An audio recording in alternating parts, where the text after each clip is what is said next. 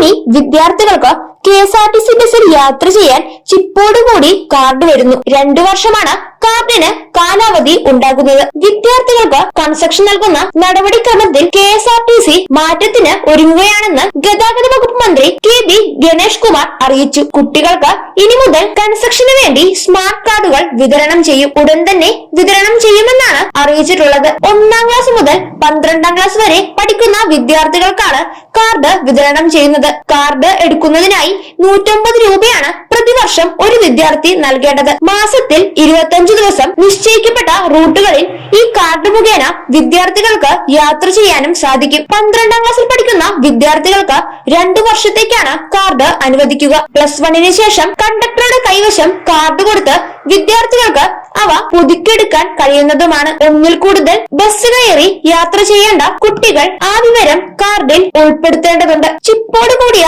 കാർഡാണ് വരുന്നത്. 2 വർഷം കാർഡിന് കാലാവധിയും ഉണ്ടാകുന്നതാണ്. കാലാവധി അവസാനിക്കുമ്പോൾ കണ്ടക്ടർ മുഖാന്തരം കാർഡുകൾ പുതുക്കാനും സാധിക്കുന്നതാണ്. കൂടാതെ മാധ്യമ പ്രവർത്തകർക്കും അംഗപരിമിതർക്കുമൊക്കെ പ്രത്യേക സ്മാർട്ട് കാർഡുകൾ വരുമെന്നും മന്ത്രി വ്യക്തമാക്കിയിട്ടുണ്ട്. ഇനി വിദ്യാർത്ഥികൾക്ക് സുരക്ഷിതമായി തന്നെ ഈ കാർഡ് സൂക്ഷിക്കാൻ സാധിക്കും. നേരത്തെ പേപ്പർ രൂപത്തിലായിരുന്നു കാർഡ് ഉണ്ടായിരുന്നത്. പല സാഹചര്യത്തിലും ആ കാർഡുകളിൽ കേടുകൾ വരാറുണ്ട്. എന്നാൽ ATM രൂപത്തിലുള്ള കാർഡുകൾ സുരക്ഷിതമായി തന്നെ സൂക്ഷിക്കാനും സാധിക്കും. 1ാം ക്ലാസ് മുതൽ 12ാം ക്ലാസ് വരെയുള്ള കുട്ടികൾക്ക് ഈ കാർഡ് സൗജന്യമായാണ് നൽകുന്നത്. ഈ കാർഡ് കളഞ്ഞുപോയാൽ ഡ്യൂപ്ലിക്കേറ്റ് കാർഡ് എടുക്കാനും സാധിക്കുന്നതാണ്. ഇതുമായി ബന്ധപ്പെട്ട കൂടുതൽ വിശദാംശങ്ങൾ ശരിയായ രീതിയിൽ തന്നെ മനസ്സിലാക്കിയതിനു ശേഷം കൃത്യമായി ചെയ്യുക.